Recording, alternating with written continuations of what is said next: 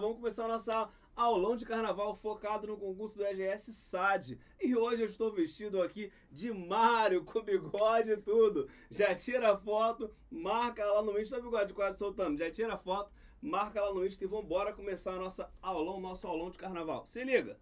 Ó, é clima de carnaval. E como é que a gente faz hoje? Hoje eu vou revisar com você algumas questões do teu edital. Então eu vou falar sobre administração geral, contabilidade pública, direito administrativo, direito constitucional e orçamento público. Se eu fosse você, não perdia. Fica aí, então vambora. Olha só. Primeira questão de hoje, para a gente começar o nosso bate-papo tranquilo no clima de carnaval. Deixa eu liberar o nosso slide. Canetinha. Primeira questão, essa questão aqui, ó, é só de aquecimento, tá? É só de aquecimento. Essa é a questão mais fácil que você vai encontrar hoje. É a nossa questão de aquecimento. Vambora, olha aqui. As funções administrativas, quando integradas, constituem um processo administrativo caracterizado por ser cíclico, dinâmico e interativo. Ele está tirando da onde? De que é Venato. A respeito das funções administrativas, é correto afirmar que, opção A função administrativa de controle significa, ele fala de controle, ó, significa o ato de estruturar os recursos e os órgãos incumbidos de sua administração e estabelecer relações entre eles usando suas atribuições. Letra B. A direção corresponde à terceira função administrativa que compõe o processo administrativo, vindo depois do planejamento e da organização e antecede ao controle. Letra C.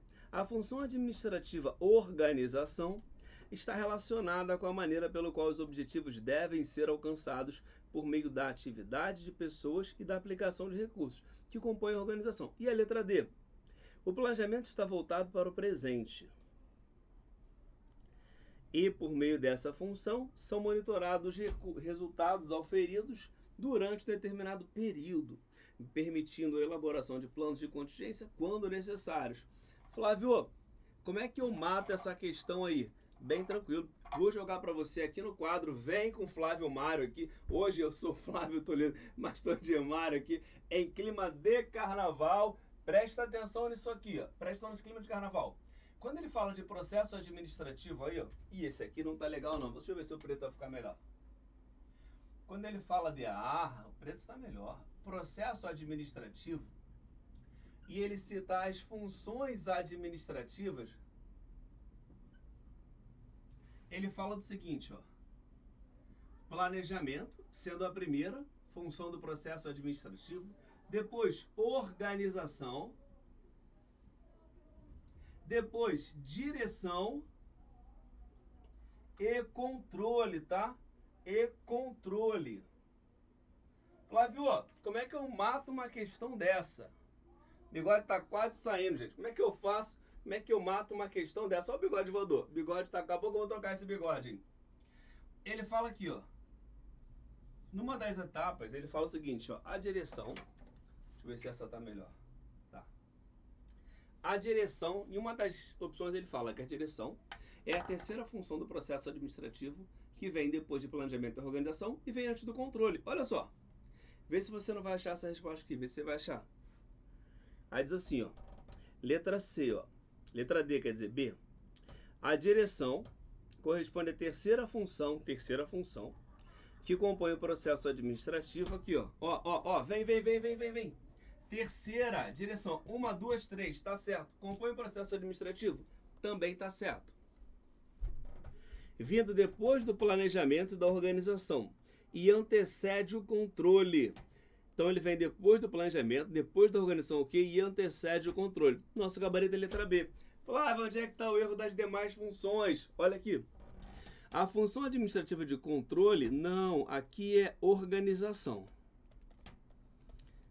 O que o examinador vai fazer? Ele vai trocar para você essas funções. Depois, a C. A função administrativa de organização está relacionada pela maneira pela qual os objetivos devem ser alcançados por meio de pessoas. Também não é. Está errada a função. E aqui está errada a função. Qual é o nosso gabarito? A nossa letra B. Direção como a terceira etapa do processo administrativo. Vamos continuar? Mais uma questãozinha, já sabe, é clima de carnaval, já vai comentando aí, diz o que você acha ou não, o que você está gostando, o que você está achando da aula, fica à vontade, tá? Fica bem à vontade em relação a isso. Vamos para o nosso slide de novo. Essa questão aqui é uma questão que eu trouxe mesmo para, assim, tirar você um pouco da tua zona de conforto, tá? Para tirar você da sua zona de conforto. Mostrando para você que às vezes vai cair na tua prova uma questão que você nunca ouviu falar, você fala, meu Deus, e agora? Aí você tem que ir nas opções que você já ouviu e eliminar. Para com isso reduzir a tua chance de erro, tá? Vem aqui. Olha só. O conceito de estrutura organizacional, introduzido por Jack Welch, e que parte de pressupostos como a eliminação da cadeia de comando, a existência de amplitude de controle ilimitada e substituição de departamentos por equipes autônomas. É conhecido como estrutura funcional, estrutura matricial, organização holográfica e organização sem fronteiras. Vamos dar uma olhada nisso. Quando a banca fala para você sobre uma estrutura funcional, é o quê? É a que divide a empresa em departamentos, sendo a mais comum nas organizações. Os profissionais são alocados de acordo com a sua área de atuação, sendo que cada departamento tem um líder, ou seja, quando a gente fala de estrutura, por exemplo, deixa eu voltar para cá, isso, estrutura funcional. Quando eu falo sobre isso, falo de função. Como é que é isso? Eu tenho lá, direção administrativa, tá? Deixa eu até usar o apagador aqui, deixa eu ver se vai estar legal, tá? Aqui, ó, a funcional para você ver, pra você ter uma ideia na prática do que seria isso, tá? Imagina que aqui eu tenho uma direção administrativa. Essa direção, aí eu vou ter aqui, ó, funções de RH, funções de marketing, funções de logística. E poderia citar outras. O que eu quero dizer? Que todo mundo que trabalha no RH vai ser alocado aqui. Todo mundo que trabalhar no marketing vai ser alocado aqui. E todo mundo que trabalhar na logística vai ser alocado aqui, ou seja, aqui embaixo. Isso quer dizer o que para você? Que eu vou trabalhar baseado na relação de especialidade, de acordo com a especialidade de cada indivíduo. Legal? Tranquilo? Então vamos continuar aqui. Organização matricial é uma estrutura de trabalho em que os membros de equipe ficam sob a supervisão de vários líderes. Nesse tipo de estrutura, os membros de uma equipe, remota ou presencial, respondem a um gestor de projetos, assim como o líder do departamento. Na prática, o que seria isso? Olha só. Na prática, o que seria isso? Para você ver, vamos desenhar. Imagina que aqui eu tenho a mesma coisa que eu falei para você, eu tenho uma direção administrativa, tá? Aqui eu vou ter uma estrutura por projetos e aqui eu vou ter uma estrutura por função. Não vou nem botar diretor, eu vou botar gerente, tá? Para a gente manter no mesmo nível, gerência administrativa. E aqui eu vou ter estrutura por projetos, quem comanda essa estrutura é um gerente de projetos. Então aqui digamos que eu tenho RH, finanças, marketing. Abaixo vão ser sempre da mesma estrutura. O que isso quer dizer? Que o indivíduo que está aqui, ó, que ele é subordinado ao RH, ele vai estar sendo alocado ao mesmo tempo no RH e vai estar sendo alocado ao mesmo tempo numa estrutura de projetos. O nome disso é estrutura matricial. Então, o que ele produz? Ele produz a dupla subordinação da função. Porque o indivíduo que está aqui, ó, eu vou chamar de X, vou até botar esse cara aqui, ele vai estar subordinado ao gerente financeiro, ao diretor financeiro, ao coordenador financeiro e ao mesmo tempo ao gerente de projetos. No marketing é a mesma coisa. Esse indivíduo que está aqui, ele vai estar subordinado ao marketing e ao projeto. Ou seja, eu tenho um reaproveitamento de colaboradores da minha organização e também tem essa relação de dupla subordinação das funções. Legal? Então vem comigo para a gente continuar. Você já sabe que não é funcional nem matricial, porque na questão fala assim, ó, eliminação da cadeia de comando, amplitude de controle limitada e substituição dos departamentos por equipe autônomos. Nada disso é. Então não é essa e também não é essa. Sobrou o quê? Holográfica ou sem fronteiras. E aí você, na dúvida, marcaria qual? Você tem que marcar uma das duas. Olha a holográfica. Os empregados estão ligados pelo empenho comum através de um intenso programa de treinamento e de orientação que ajudam a desenvolver valores comuns, sendo recompensados pelas suas realizações em termos de habilidade. E a sem fronteira? Conceito de estrutura organizacional introduzido por Jack Welch e que parte de pressupostos como a eliminação da cadeia de comando, a existência de amplitude de controle limitada e a substituição de departamentos por equipes autônomas. Logo, qual é o nosso gabarito? Organização sem fronteiras.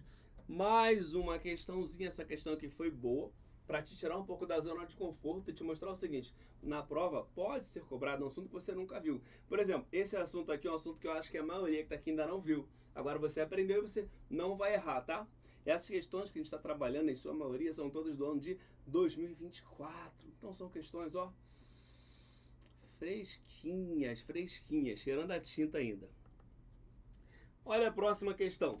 Na próxima questão a gente diz assim, ó: cada instituição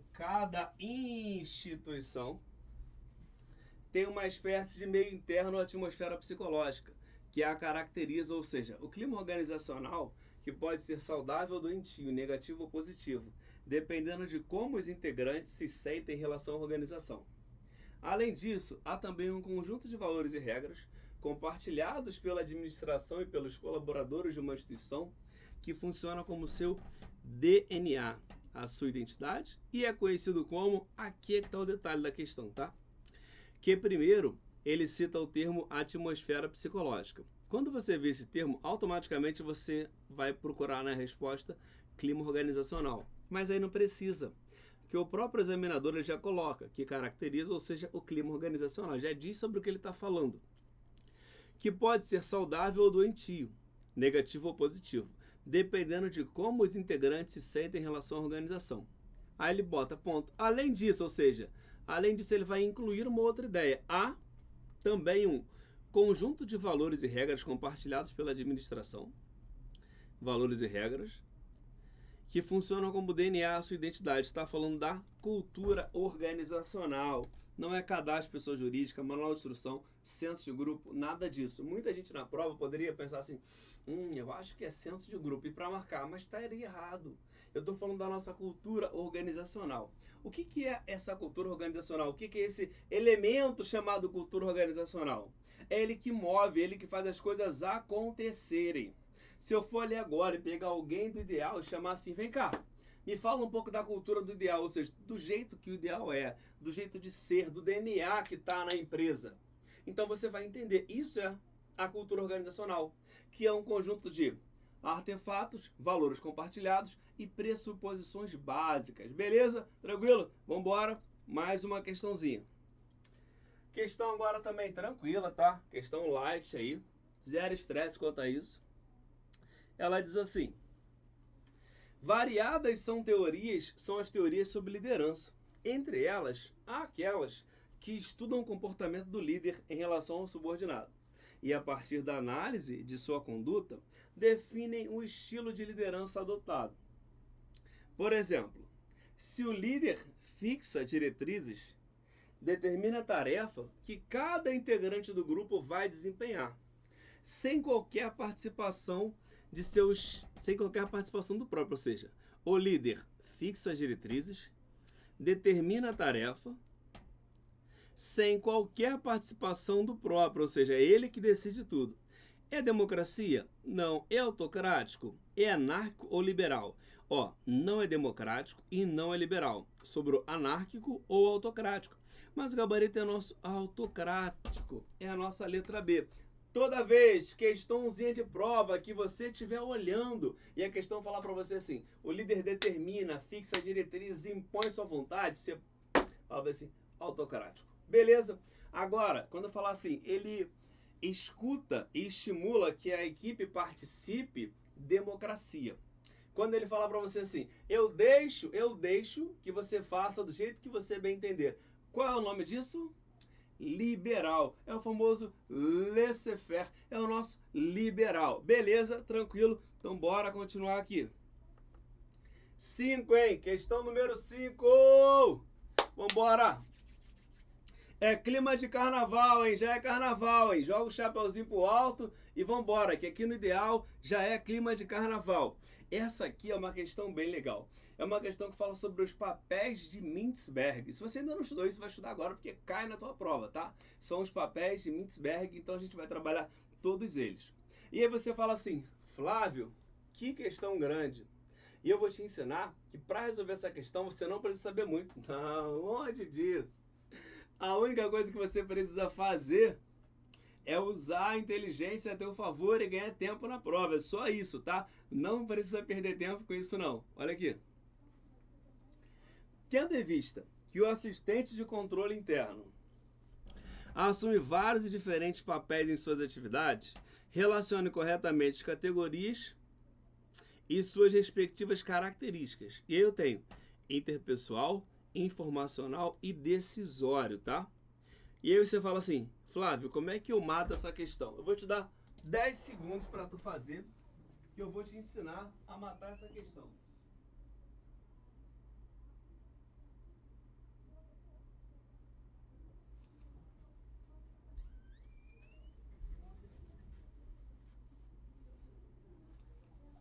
Eu vou te ensinar como é que mata essa questão. Presta atenção aqui, ó. A questão ela parece ser grande, mas ela não é grande, é uma questão tranquila. Fala dos papéis de Mintzberg. E aí cita interpessoal, informacional e decisório. Aí você olha e fala, caraca, um montão. Cara, vai no mais fácil. O mais fácil é o decisório. O decisório é o 3. E aí você vai nas opções de resposta e vai olhando onde é que o 3 aparece. O 3 aparece na primeira coluna aqui só uma vez, no C. Já na última ele aparece na letra D e na letra A. Então eu vou me basear pelo 3, porque o interpessoal e informacional você pode até confundir. Mas você não precisa confundir se você for no decisório. Negociação é informacional? Não é. Negociar é decidir. Quando eu negocio com você, eu decido alguma coisa. Eu viro para você e digo assim, olha, nós estamos negociando. Se eu estou negociando, eu vou te oferecer por R$10 e você fala que vai pagar 5 ou não. Vai sair dali uma decisão. Se vai ser uma decisão, aqui é 3. Se aqui é 3, eu elimino automaticamente a B, porque está com 1 no final, e a C, porque está com 2. Então essas daqui vão embora, eu não vou pensar em mais nada disso. Olhando agora, eu só vou analisar as duas, a letra A e a letra D. Ambas começam com 2. Só que elas têm uma diferença. No finalzinho, repete o 3, mas aqui eu tenho de novo o quê? O 3, e aqui ela tem a 1. Alocar recursos, é decidir onde o recurso vai. Pode ser financeiro, pode ser humano, mercadológico, o que for. Eu estou alocando o meu dinheiro. Eu estou decidindo ou eu estou um interpessoal? Eu estou decidindo, não estou? Se eu estou decidindo, é 3. Se é 3, o gabarito é letra A. Não importa o que colocar. Fechou. Essa é uma questão de prova que você resolve assim em 10 segundos. Mas se você ficar 1 a 1, 1 a 1, 1 a 1, vai levar 7 minutos, 10 minutos, perdeu tempo na prova. E a tua prova tem tempo. Quando você perde tempo numa questão muito grande, o que vai acontecer? Você vai precisar desse tempo lá na frente. Isso vai cobrar caro. Para não cobrar caro, você tem que usar essa técnica. Vai no que é mais fácil e elimina. Flávio, mas você vai ver as outras opções? Vou ver aqui, mas eu não precisaria na prova. Na prova eu ignoraria e ir embora. Porque eu tenho certeza que as duas últimas são 3. Que é decisório. Alocar recurso. É decisão. Quer ver só? Vou jogar na tela para você ver. Olha aqui. Papel decisório. Papel decisório. Administrador de recursos ou alocar recursos. E negociador. Estão aonde? Papel decisório. Fechou, cara. É só isso que você tem que saber. E o restante? O restante agora é só você correr pro abraço e falar assim, tô indo para pro bloco da aprovação. Acabou, filho. É isso. Não tem que perder muito tempo em questões como essa. É um assunto que eu sei que você tem dificuldade e por isso eu chamei a atenção. Falei, opa, dá uma olhada aqui, vem pra cá agora. Para você ver isso e entender que é mais fácil do que você imagina. Não tem que pensar em tudo. Agora eu vou só completar para você ver. Legal? Monitoração, ó. Aí eu já sei aqui, ó. Monitoração é na letra A, é o 2. Por quê? Monitoração é informacional. Vou monitorar a informação. Flávio, como é que eu tenho certeza disso? Aqui, ó. Informacional, monitora, monitorar, ó. Volta. Representação é 1. 1 é o quê? Interpessoal. Olha aqui. Símbolo é esse papel aqui, ó, de representação. Legal? Volta pra cá. De novo, liderança é interpessoal. Tem dúvida? Líder. Tá aqui, ó. Volta para cá. Empreendimento, que é o 3. Por quê? Tá falando de empreender. Empreendimento, empreender. Você vê que às vezes troca uma palavrinha ou outra, mas o sentido é o mesmo. Então você coloca aqui, ó, 3. Depois é o 2. Disseminação, que é informação, ó, disseminador, ó, disseminação. Depois é o 3, que é solução de conflitos, ó. Solução de conflitos é o 3. Depois é o 1, ó, que é ligação, ó. Interpessoal aqui, ó. Ligação, elemento de ligação, ligação. Depois é o 2, que é o porta-voz. Porta-voz está aqui, ó, informacional. E aí, esse aqui, alocar recursos, é o 3. Já te mostrei, tá lá como administrador de recursos, se você não lembra aqui, ó. Fechou? Beleza? Ou seja, eu provei para você e te ensinei uma técnica que eu uso quando eu faço prova, que é para ganhar tempo em prova, ganhar tempo em questão. Você tem que saber disso, tem que usar isso a teu favor. É inteligência, decisão não vai confundir com informacional, nem com a gente fala de interpessoal, então você vai direto nele que é mais fácil. Se você grava ele, você resolve a prova inteira, tá? Prova inteira não, resolve essa questão, legal? Então vamos embora, seguir para a próxima. Olha aqui. Presta atenção!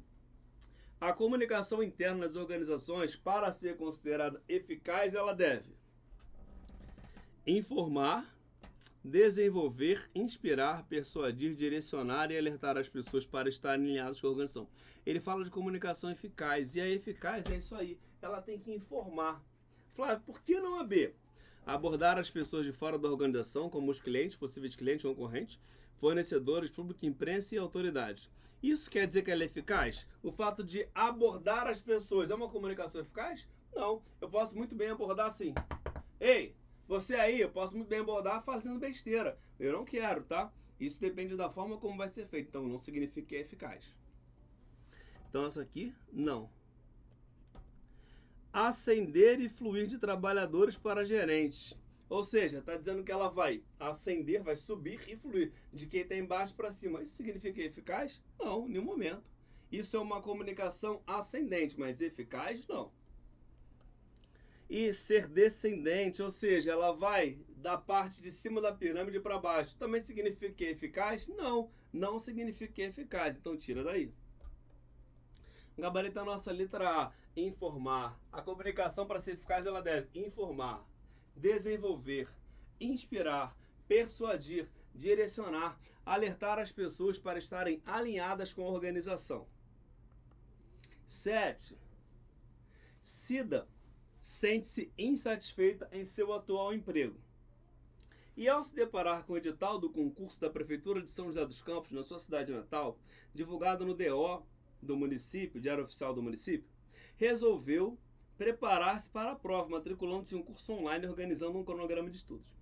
Considerando a teoria motivacional da expectativa, a crença de Cida de que ao estudar com empenho conseguirá o desempenho desejado no concurso, associa-se ao conceito de 10 segundinhos para você fazer em 10, bora!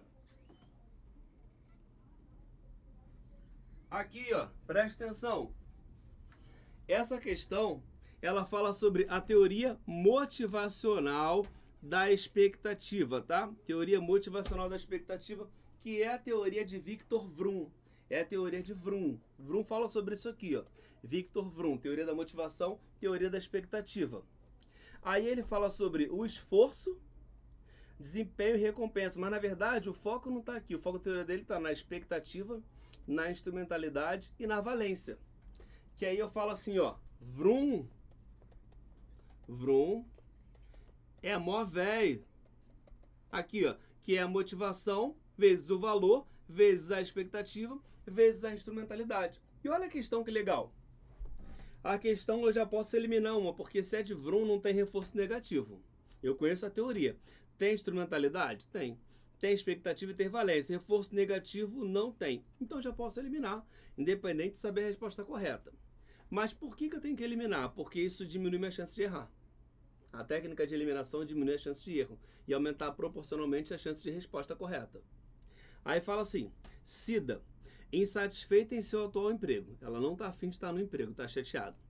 Ao se deparar com o edital do concurso da Prefeitura de São José dos Campos, na sua cidade natal, divulgado no Diário Oficial do município, resolveu preparar-se para a prova. Falou, vou me preparar. O que ela fez? Se matriculou no curso online e começou a organizar o estudo. Ela estava insatisfeita com o emprego. Então ela teve uma motivação. Qual foi a motivação dela? A insatisfação no emprego. É a motivação. Considerando essa teoria, a crença decida de que, ao estudar com empenho, conseguirá o desempenho desejado no concurso. Associa-se ao conceito de instrumentalidade, expectativa ou valência. Muita gente vai marcar aqui, ó, expectativa, com tesão e falar assim, pô, corri pro abraço, a expectativa vai embora. Mas não é. Você ignorou um item do texto quando ele fala assim do texto, ó. Cida estava insatisfeita. Então, o que motivou ela? A insatisfação no emprego. Se ela está motivada por causa dessa insatisfação no emprego, o que Cida faz? Se matricula num cursinho. E ela acredita que se ela estudar com empenho, ela vai conseguir a aprovação. Então ela acredita que o que está fazendo ela estudar com empenho? O valor que ela atribui ao resultado daquela aprovação. Então é valência. A questão fala sobre valor. A questão não fala sobre a expectativa criada. Ela não falou que está com expectativa de ser aprovada. O enunciado fala que ela acredita que, se ela estudar com empenho, ela vai ser aprovada. Ela gera essa expectativa porque ela tem um alto valor. Qual o alto valor? Melhorar a vida dela, porque ela está infeliz no emprego que ela tem, e voltar para a sua cidade natal. Então esse é o valor que ela está vendo, voltar para a cidade natal. Então, às vezes a questão, ela faz você pensar um pouquinho, e você vai direto assim, só no cara crachá, você vai errar. Então olha isso aqui, ó. Esforço. A expectativa, meu esforço melhora o meu desempenho. Então ela já falou que se ela estudar com empenho, ela vai conseguir. Qual é a recompensa que ela vai ter? O que ela vai conseguir? A aprovação. Se ela vai conseguir a aprovação, ela está vendo o quê? As recompensas são atraentes e valiosas, por isso ela vai se empenhar, por isso ela vai se dedicar. Qual o gabarito? Valência.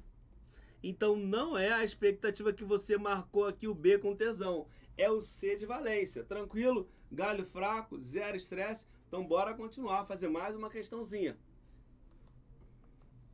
8. Uma multinacional está avaliando suas opções estratégicas para se identificar no mercado brasileiro. Com esse intuito, a empresa decide utilizar a ferramenta conhecida como matriz SWOT para ajudar nessa empreitada. Flávio, onde é que está SWOT no meu edital? Meu filho, teu edital está lá. Planejamento estratégico. Se tem planejamento estratégico, tem análise SWOT, porque a análise SWOT ela é uma ferramenta do planejamento estratégico. Então, não discute comigo não, vem cá, olha só. Aí fala assim, para ajudar nessa empreitada, um conhecimento que pode ser evidenciado a partir da matriz SWOT é, por exemplo, aí diz assim para você, ó, a excelente equipe de atendimento da empresa como uma das forças, uma lacuna no mercado para produtos estrangeiros, representando uma de suas forças, o baixo número de colaboradores falantes no idioma português como exemplo de ameaça, e a entrada de novos concorrentes multinacionais no mercado brasileiro simultaneamente.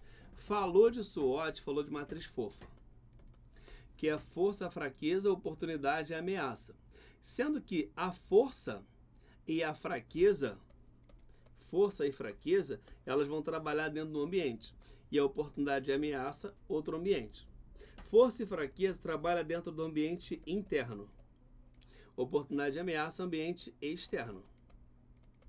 E aí pensa comigo, espírito de luz. Excelente equipe de atendimento da empresa. É da empresa? É. Isso é positivo ou negativo? É positivo. Se é positivo interno ou externo? Interno. Se é positivo interno, eu falo que isso é uma força ou uma fraqueza?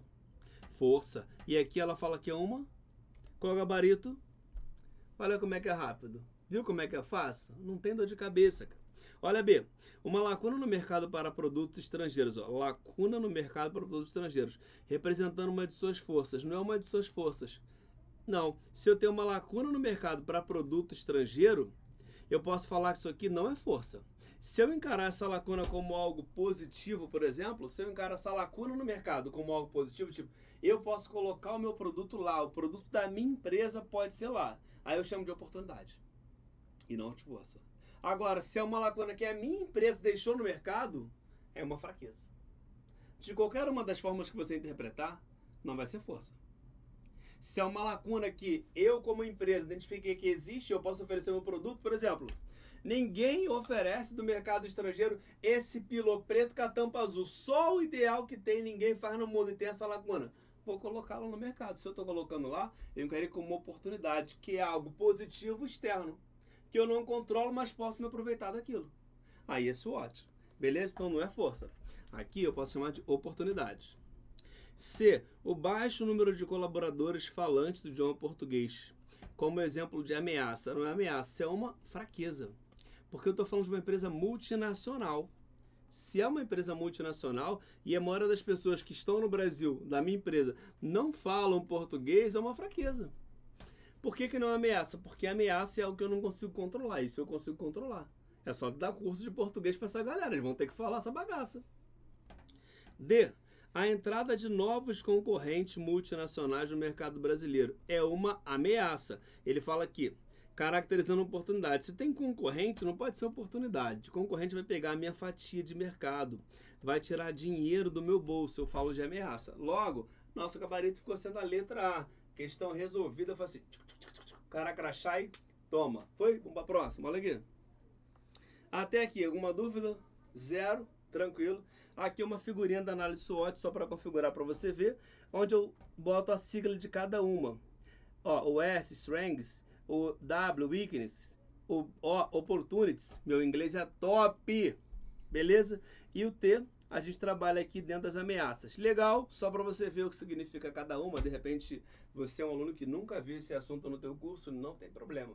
Aqui, papai Flávio explica para você. Vai lá e fala assim, deixa tudo direitinho. E agora vamos partir para uma outra questão de contabilidade pública. Flávio, o que é isso? Carnaval, filho, deixa eu brincar, vem para cá, olha só. Contabilidade pública. Aqui.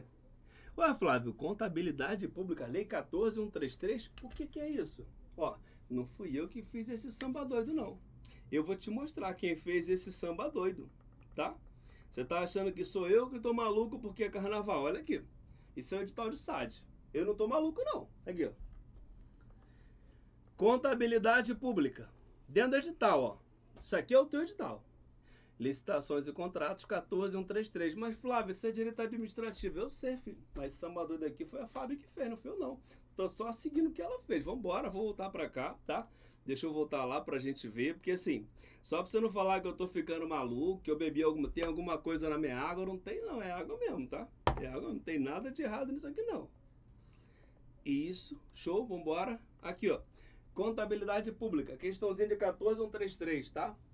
E tema novo pro teu edital, já vou te dar um bisu disso aí. Bebe água porque eu não sou de ferro, daqui a pouco a garganta não aguenta. Segundo a Lei 14.133 de 2021, conhecida como Lei de Licitações e Contratos Administrativos, o processo licitatório tem por objetivo, ele quer saber o que é a exceção, porque ele bota o exceto. Qual o detalhe em questões que falam exceto? Toda vez que a questão fala exceto, marca. Porque aqui é uma questão por vez, você está tranquilo. Na prova, você vai ter 100 questões para você fazer. É uma prova cansativa. Quando chega depois das 50, a tua cabeça já começa assim a bater, você já começa... Só quem faz prova sabe o que é isso. Você vai ficar cansado. Então, assim, para o teu cérebro não te enganar, viu que é exceto, marca, envolve, chama atenção para que você, na hora da prova, de repente a opção A é a opção certa. Aí você não se ligou que era exceto, porque já está com o cérebro cansado, fadigado de tantas questões, vai para português, vem para isso, vem para aquilo, é gramática, é crase, com, é o que, não tem, condição integrante. Aí você já ficou meio doido, vai para específico, aí já toma uma porrada dessa. Então, envolve para chamar a sua atenção, tá? Isso é um bizuzinho legal. Assegurar a seleção da proposta mais vantajosa para a administração, desde que não se refira a ciclo de vida do objeto. Letra B. Assegurar o tratamento isonômico entre os licitantes. Então aqui é princípio da isonomia, ó. Bem como a justa competição. Isso aqui não tem como estar errado, concorda comigo? Por quê? Eu vou dar um tratamento diferente para os licitantes? Não, tem que ter o princípio da isonomia. E justa competição, porque tem que ser justo para ambas as partes. Eu não posso beneficiar uma e deixar a outra mal. Não dá. C. Evitar contratações com sobrepreço ou com preços manifestamente inexequíveis e superfaturamento na execução dos contratos. Eu tenho que evitar? Tenho. Eu não posso deixar o cara sobrepreço dele cobrar mais caro do que o preço real de mercado muito acima daquilo, um preço que não tem condições de ser fornecido. E incentivar a inovação e desenvolvimento nacional sustentável.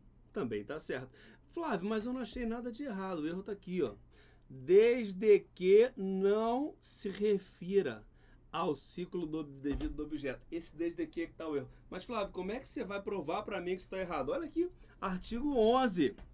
O processo licitatório tem por objetivos: 1.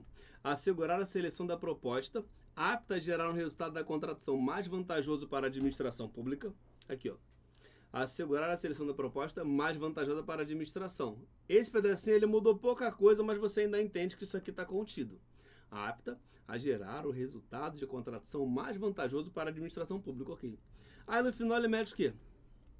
Inclusive no que se refere ao ciclo de vida do objeto. E aqui na questão falou o quê? Desde que não se refira. Então, na verdade, você tira o desde que não se refira e você bota o inclusive a que se refira ao ciclo de vida do objeto. Ó, 2. A questão é copia e cola, tá? Que o examinador botou. É copia e cola. Assegurar o tratamento isonômico entre os licitantes, bem como a justa competição. Tá aqui na B, não tá? Igualzinho. Olha C. Evitar contratações com sobrepreço ou preço manifestamente inexequíveis e superfaturamento na execução de contratos. Também tá aqui igualzinho, ó. E a D. Incentivar a inovação e desenvolvimento nacional sustentável. Incentivar a inovação e desenvolvimento nacional sustentável. Fechou, tá igualzinho. Ou seja, ele pegou o artigo 11 e criou uma questão para você. Só pegou o artigo 11 e criou a questão. Fácil. Fácil. Então, assim, Bizu, Flávio, não li essa lei, dificilmente saberia resolver. Vira uma prova desde que, assim, viu desde que, fica ligado, tá? Porque geralmente o erro tá ali. Desde que, não, somente. Quando restringe muito, é muito abrangente, é que indica que tem um erro naquela assertiva. Palavras negativas não, aí você já sublinha. Não quer dizer que sempre vai estar errado. Mas se você tiver uma questão de 4 opções, 3 você tem certeza que estão certas, e aquela tem um não, vai nela. Porque assim, a tua chance de acertar é maior, tá? Beleza? Vou fazer mais uma questão aqui para você ver. Questão que fala sobre preço, tá? A Lei 14.133 de 2021 indica as condições em que o processo licitatório é dispensável. Então ele está falando de licitação dispensável. E o agente público deve avaliar a conveniência e a oportunidade da contratação direta. No caso de obras e serviços de engenharia, uma hipótese para a dispensa de licitação é a contratação em valores inferiores a 25 mil, 50 mil, 75 mil, 100 mil, 200 mil. Ó, pisou para você. Falou que é a contratação de obras e serviços de engenharia. Quando falar que é dispensável, você pode dispensar se for inferior a 100 mil. Inferior a 100 mil, tira. Tem um outro caso? Tem, para obras não. Agora, para compras e outros serviços, você tem sim. Eu vou te mostrar isso aqui, ó. Então, aqui o gabarito é a letra D. Olha aqui. Artigo 75. A licitação é dispensável. 1.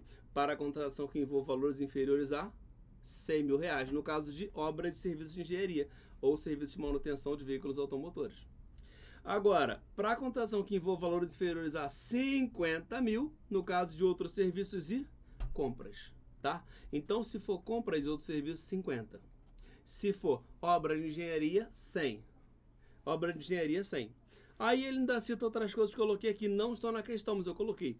Para a contratação que mantenha todas as condições definidas em edital de licitação, realizada há menos de 1 ano, até a quando se verificar naquela licitação e não surgirem licitantes interessados ou não forem apresentados. Ou seja, nesse caso aqui, ó, tu colocou o edital de licitação na rua, publicou ele, não apareceu nenhum interessado. Não tem nenhuma proposta que é considerada válida, nenhuma. Ou letra B, as propostas apresentadas consignaram preços manifestamente superiores ao praticado no mercado. Aí não faz sentido. Não faz sentido nenhum continuar nesse processo. Beleza? Nesses casos, é considerada dispensável. Legal? Agora, vamos trocar de tema. E agora, vamos fazer uma questãozinha de direito administrativo. Aí você fala assim, direito administrativo? Fala, é? Aí eu mostro a questão para você e você fala assim, ué, Flávio, ciclo orçamentário? Tu tá ficando doido, eu não tô não. Aqui, ó. Não tô não. E onde é que tá isso aqui para você entender? Deixa eu explicar para você no teu edital como é que vai aparecer isso aí, tá? Deixa eu botar para mim aqui, eu vou te mostrar no teu edital onde é que tá, para você ver que esse carnaval não sou eu que tô fazendo não. É a própria aeronáutica. Olha aqui. O direito administrativo. No som, direito administrativo. Aqui embaixo ele fala o quê? Lei 4.320 fala sobre o direito financeiro para elaboração de controle de orçamento e balanços da União. Então essa questão que eu vou te mostrar, ela veio dentro do direito administrativo, mas ela de fato ela não é direito administrativo. A aeronáutica é que fez esse samba doido, eu tô aqui só para cantar ele para você. E vou te mostrar como é que funciona isso, tá? Aqui, vamos lá. Acerca do ciclo orçamentário brasileiro, assinale a alternativa correta. 1. A Lei Orçamentária Anual estabelece orientações de política fiscal e respectivas metas, em consonância com a trajetória sustentável da dívida pública. B. A Lei Orçamentária Anual deve conter a reserva de contingência, cuja forma de utilização e montantes são definidos com base na receita corrente líquida. C. O plano plurianual é elaborado em cumprimento às determinações da Lei 4.320, 17 de março de 64. E a letra D. As transferências de receitas tributárias federais para municípios são exemplos de gastos contidos no orçamento de investimento. Qual o gabarito, Flávio? A Lei Orçamentária Anual deve conter reserva de contingência, cuja forma, montante, são definidos com base na receita corrente líquida, gabarito de letra B. Onde é que eu acho isso, Flávio? Artigo 5º, você vai lá na Lei 101, ele vai falar para você assim, ó. Conterá reserva de contingência, cuja forma de utilização e montante definido, com base na receita corrente líquida, serão estabelecidos na Lei de Diretrizes Orçamentárias destinada ao vetado e o atendimento de passivos contingentes e outros riscos e eventos fiscais imprevistos. Ou seja, o projeto de lei orçamentária anual, elaborado de forma compatível com o PPA, com a LDO e com as normas de lei complementar. Esse projeto de lei vai conter, em anexo demonstrativo de compatibilidade de programação de orçamento, será acompanhado de documento e conterá reserva de contingência, cuja forma de utilização e montante, definido com base na receita corrente líquida, serão estabelecidos na LDO, porque funciona assim, eu tenho o PPA, eu tenho o LDO e eu tenho a LOA, tá? Então o PPA ele seria o meu campeonato brasileiro, a LDO seria as regras do campeonato brasileiro e a LOA seria o próprio jogo acontecendo. Então, quando ele fala que vai estar contido na LDO, é porque a LDO é que vai ser a lei que vai determinar como você pode utilizar. E a LOA vai ser a própria execução do orçamento público. Sendo isso, o nosso gabarito ficou sendo a letra B. Beleza? Vamos seguir, fazer mais uma. Questão de número 12, diz assim, ó. O ciclo orçamentário geral é definido com a sequência de fases ou etapas que compõem o processo orçamentário. De forma geral, o ciclo orçamentário é composto das seguintes fases. Em ordem cronológica, ou seja, não pode mudar essa ordem, tem que ser nessa ordem, tá? Tem que ser exatamente desse jeito. Elaboração da proposta, apreciação legislativa, execução, avaliação, monitoramento e controle. B quer dizer, elaboração da proposta. Faz aí, 10 segundos pra tu fazer. Vem, 10 segundos pra tu fazer isso aí. 10 segundinhos. Pra tu fazer isso aí e eu vou te explicar isso aqui. Porque essa questão aqui, ela é perfeita pra cair na tua prova. Esse tipo de questão é perfeita pra cair na tua prova. Eu olhei pra essa questão e falei, cara, tem a cara de SAD. Tem a cara de SAD aqui, ó. Ele fala do ciclo orçamentário é composto das seguintes fases. E ele quer que você diga a ordem que são as fases. Ou seja, não é só saber. Quer saber a ordem que elas acontecem. E vai te dar algumas opções, ó. Começa com a elaboração da proposta na A, na B também, e aí na D também. Já na letra C e na letra D, ele começa com a apreciação legislativa. E aí vamos a um raciocínio lógico. Se eu estou falando que a ordem que ele acontece, o ciclo, que a gente fala de ciclo orçamentário, eu começo apreciando ou eu começo elaborando? Elaborando. Então, automaticamente, mesmo sem eu saber nada do assunto, eu sei uma ordem lógica. Eu não posso apreciar o que não foi elaborado. Se eu tenho noção disso, o que eu faço? Eu elimino duas opções. Letra C e letra E é pau. Aqui, ó. A C vai embora porque já começou errado. E a letra E vai embora porque começou errado. Começou errado, termina errado, não tem jeito. Aí depois eu tenho apreciação legislativa e execução. Agora eu vou fazer o que? Eu vou eliminar a execução. Por quê? Antes de executar, ele precisa ser o quê? Apreciado. Logo a gente já fica o quê?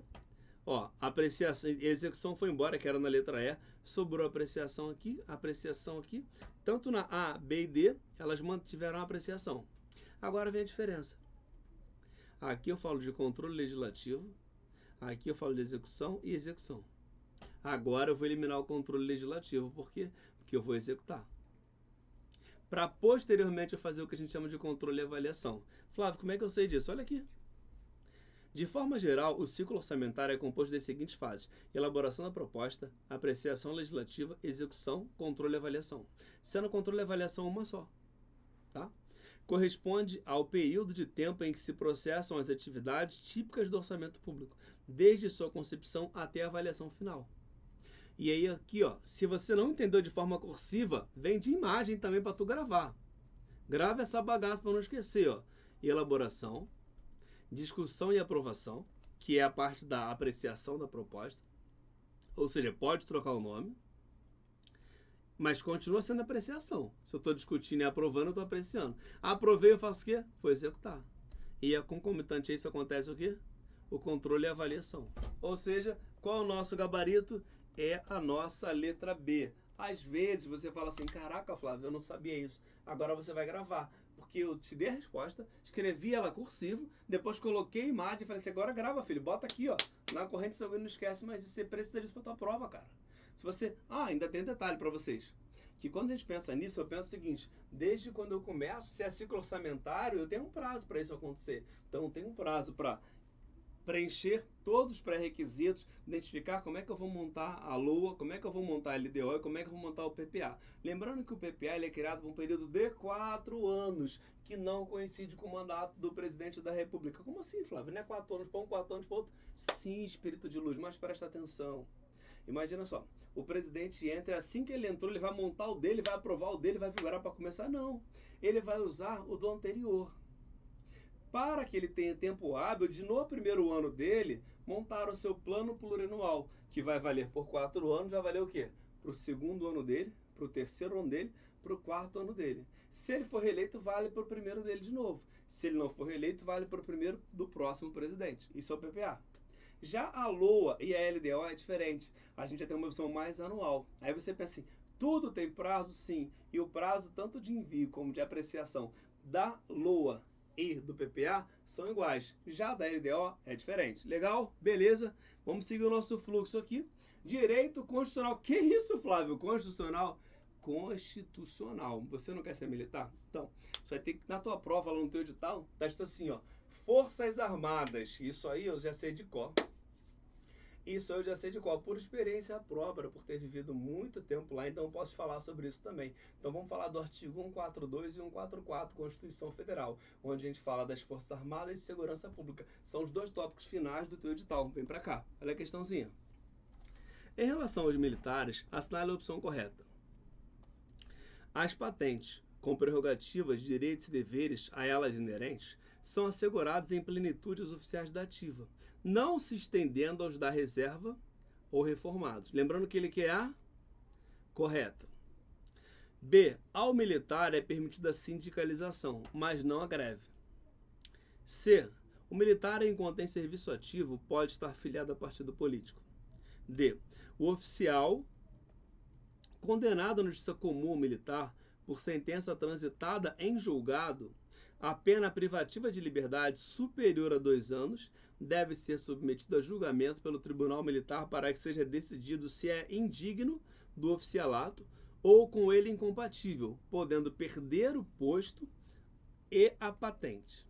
Então vamos lá, algumas coisas que você tem que saber de cara. Quer ser militar? Militar não pode se associar sindicalmente, militar não pode fazer greve, mas ele fala aqui, isso, não faz greve, não tem sindicato, Militar, enquanto serviço ativo, não pode se filiar a partido político. Então a letra B e a letra C caem por terra, de cara. Esquece isso. Ah, eu sou militar, eu vou fazer greve. É claro que não vai, cara. Tá maluco? Militar não faz greve. Ah, eu sou militar e vou me associar a um sindicato. Não vai. Ah, eu sou militar da ativa, tá? E eu vou me filiar a um partido político. Não vai, cara. Porque tu é militar. Esquece isso, cara. Dedicação exclusiva ali, ó, pra vida militar. Esquece isso, tá? Esquece isso, não funciona. Aí ele fala assim, ó. Na letra A, as patentes com prerrogativas, direitos e deveres inerentes são assegurados em plenitude aos oficiais da ativa, não se estendendo aos da reserva ou reformado. Então quer dizer que você vai para a reserva e perde tudo? É reformado, perde tudo?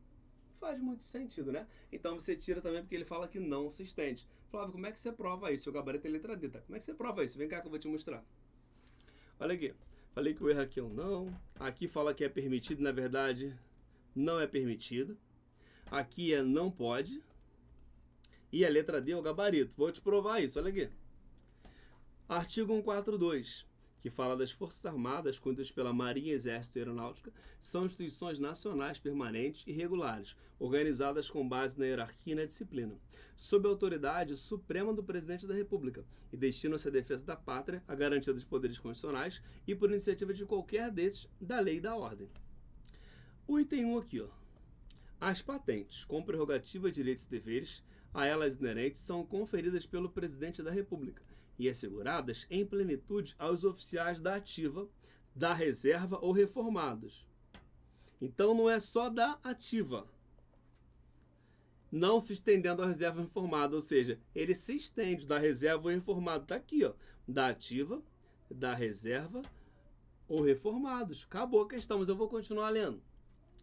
Sendo-lhes privativo de títulos e postos militares e juntamente com os demais membros o uso de uniforme das Forças Armadas. Aqui embaixo, ó, deixei em vermelho facilitar. Ao militar são proibidos a sindicalização e a greve. Então cai por terra aqui, ó. Militar pode ser sindicalizado? Não. Pode fazer greve? Não. Então não pode fazer nenhum nem outro. O militar, enquanto em serviço ativo, não pode estar filiado a partido político. Aqui fala que o militar, enquanto serviço ativo, pode estar. Ele não pode. E o oficial, aqui, ó, ele pegou o 7, depois ele falou do 6 na questão. Na questão ele trocou, ele botou o 7 e o 6 primeiro. Então eu vou ler na ordem que ele colocou. O oficial condenado à justiça comum militar, a pena privativa de liberdade superior a 2 anos, aqui, ó. O oficial condenado à justiça comum militar, por sentença transitada e julgada, a pena privativa superior a 2 anos, será submetido ao julgamento previsto no inciso anterior. Qual o inciso? O 6. O oficial só perderá o posto e a patente se for julgado indigno do oficialato ou com ele incompatível, por decisão do Tribunal Militar de caráter permanente em tempo de paz ou Tribunal Especial em tempos de guerra. Logo, qual é o nosso gabarito? É a letra D, porque ele quer a correta, eu não quero que é certa. Beleza? Foi? Vamos para a próxima. Conforme a Constituição Federal, o militar. Não estou dando aula para o SAD. Se é SAD, vamos falar só do militar. A. Da ativa, que, de acordo com a lei, toma posse em cargo, emprego ou função pública temporária, não eletiva, ainda que da administração indireta, ficará agregado ao respectivo quadro e somente poderá, enquanto permanecer nessa situação, ser promovido por merecimento. Letra B. O militar em atividade, porque senão perde o sentido, você só lê em atividade, fica sem sentido. Vamos ler o militar em atividade, que tomar posse em cargo, emprego público civil permanente será transferido para a reserva, nos termos da lei, ressalvada a hipótese de 2 cargos ou emprego privativo de profissionais de saúde com profissões regulamentadas. Letra C. Em atividade que tomar posse em cargo ou emprego público civil permanente ficará agregado ao respectivo quadro, somente poderá ser promovido por antiguidade, contando-lhe o tempo de serviço apenas para aquela promoção. E a letra D. Da ativa, que, de acordo com a lei, tomar posse em cargo, emprego ou função pública civil temporária, não eletiva, ainda que da administração indireta, será transferido para a reserva depois de 3 anos de afastamento. Você fala, Flávio, como é que eu sei isso aqui? Primeiro, isso aqui está na Constituição Federal em 2 pontos. Quando a gente for ler, você vai ver que vai citar que pode, militar da ativa pode acumular cargo público? Pode. Aí você vai ver isso onde? No artigo 37 da Constituição Federal. Então ele já está num artigo que está lá embaixo e vai lá para cima. Isso, exatamente. E essa acumulação pode ser profissional de saúde. o profissional de saúde ele vai poder acumular. E a gente tem profissional de saúde aqui na resposta? Tem, não tem? Ó, aqui ele fala aqui, ó, a única que fala profissional de saúde é qual? É a nossa letra B. Você pode procurar as outras que não falam. Aqui, ó. O militar, artigo 142, ó. Em atividade, toma posse em cargo, emprego público civil permanente, ressalvada a hipótese prevista no artigo 37. Será transferido para a reserva, ou seja, ressalvada a hipótese. Qual a hipótese? Está aqui, ó, a linha C, ó. Eu já peguei lá no artigo 37 e coloquei no material para te facilitar, ó. Há 2 cargos ou empregos privativos de profissionais de saúde com profissões regulamentadas. Está aqui, ó. Em atividade, toma posse em cargo, emprego público ou civil permanente, será transferido para a reserva. Tá certinho. Nos termos da lei. Ressalvada a hipótese de... Aí essa hipótese é aquela linha C. 2 cargos privativos de profissionais de saúde com profissões regulamentadas. O gabarito é a nossa letra B. Assim fica fácil demais, não fica? Atirando com o meu fuzil ficou fácil. E aí eu vou te falar o seguinte, cara. O nosso aulão de carnaval foi bom. Eu falei de tudo aqui do teu específico. Tudo que cai no teu edital. Eu falei, não falei só de administração. Espero que você tenha gostado, entendido, brincado, curtido. Tá aqui o bigode, a gente tá aqui no estilo do Mário. Tira a foto aí, vai lá, tira a foto aí, posta aí. Agora aqui. Tira a foto, posta e não esqueça. Você escolhe o curso, a gente leva a aprovação, beleza? Tamo junto, é nóis.